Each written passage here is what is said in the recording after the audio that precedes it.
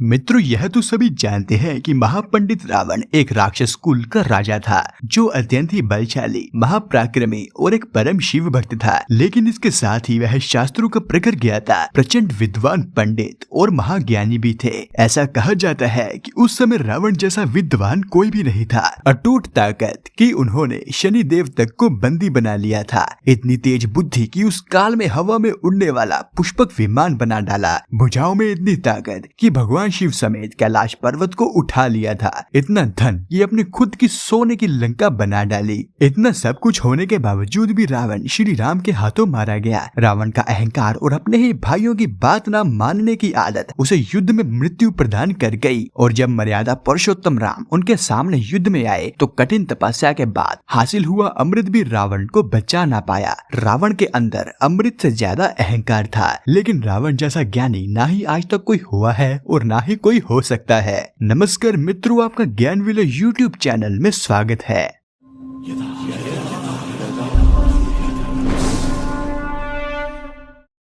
रामायण के अंतिम युद्ध में जब रावण श्री राम के हाथों तीर लगने के कारण मरना अवस्था में था, तब भगवान राम ने लक्ष्मण से कहा कि इस संसार से नीति, राजनीति और शक्ति का महान पंडित जाने वाला है। तुम उसके पास जाओ और उसके जीवन से कुछ ऐसी शिक्षा ले लो जो तुम्हें कोई और नहीं दे सकता। अपने बड़े भाई श्री राम की बात मानकर लक्ष्मण मरना अवस्था में पड़े रावण के सिर के पास जाकर खड़े हो गए। लक्ष्मण काफी देर तक रावण के सिर के पास खड़े रहे, लेकिन रावण ने उनसे कुछ नहीं कहा। इसके बाद लक्ष्मण वापिस लौट आए और प्रभु श्री राम से यह सारी बात बताई। तब भगवान राम ने लक्ष्मण से कहा कि अगर किसी से ज्ञान प्राप्त करना हो तो उसके चरणों के पास खड़े होना चाहिए, ना कि उसके सिर के पास। यह बात सुनकर लक्ष्मण वापस रावण के पास गए और उनके पैरों के पास जाकर खड़े हो गए। उस समय महापंडित रावण ने लक्ष्मण को 5 ऐसी बातें बताई जो कि जीवन में सफलता की कुंजी है।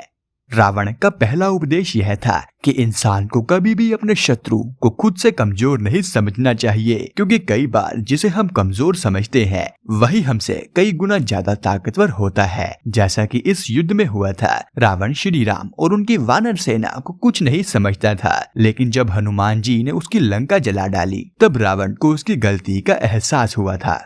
रावण ने लक्ष्मण को दिए दूसरे उपदेश में कहा था कि खुद के बल का दुरुपयोग कभी नहीं करना चाहिए। घमंड इंसान को ऐसा तोड़ देता है जैसे दांत किसी सुपारी को तोड़ते हैं। रावण में घमंड था, इसीलिए वह मृत्यु अवस्था में था, जबकि श्री राम इतने विनम्र थे। रावण का तीसरा उपदेश यह था कि इंसान को हमेशा अपने हितैषियों की बात माननी चाहिए, क्योंकि कोई भी हितैषी अपनों का बुरा नहीं चाहता। इस उपदेश में रावण अपने भाई विभीषण की बात करते हैं। विभीषण रावण को समझाते थक गए थे कि श्री राम कोई साधारण वनवासी नहीं है, पर रावण ने विभीषण को ही गलत समझा और उसे देश निकाला दे दिया। रावण का चौथा उपदेश यह था कि हमें शत्रु और मित्र की हमेशा ही पहचान करनी चाहिए। कई बार जिसे हम अपना मित्र समझते हैं वह ही हमारा शत्रु साबित हो जाता है, और जिसे हम पराया समझते हैं वह असल में हमारे अपने ही होते हैं।